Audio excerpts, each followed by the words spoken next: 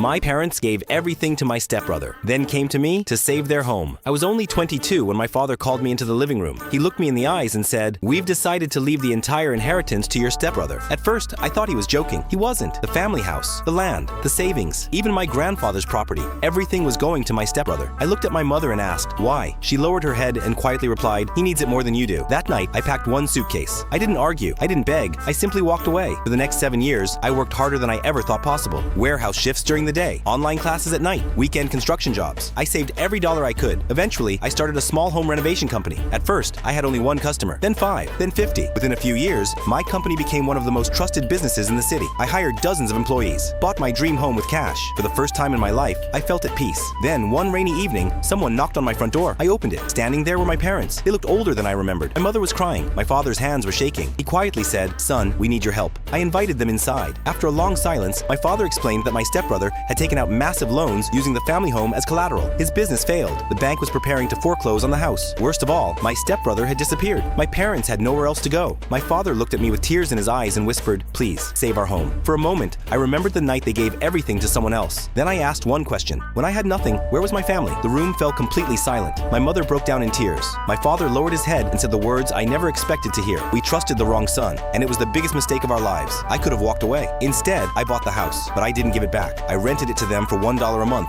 not because they deserved it, but because I refused to become the kind of person they had once been. That day, I learned something I'll never forget. Real success isn't measured by money. It's measured by the kind of person you choose to become after life gives you every reason to be bitter. What would you have done in my situation? Like, if you enjoyed the story, comment your opinion below. Subscribe for more emotional Reddit stories and family drama.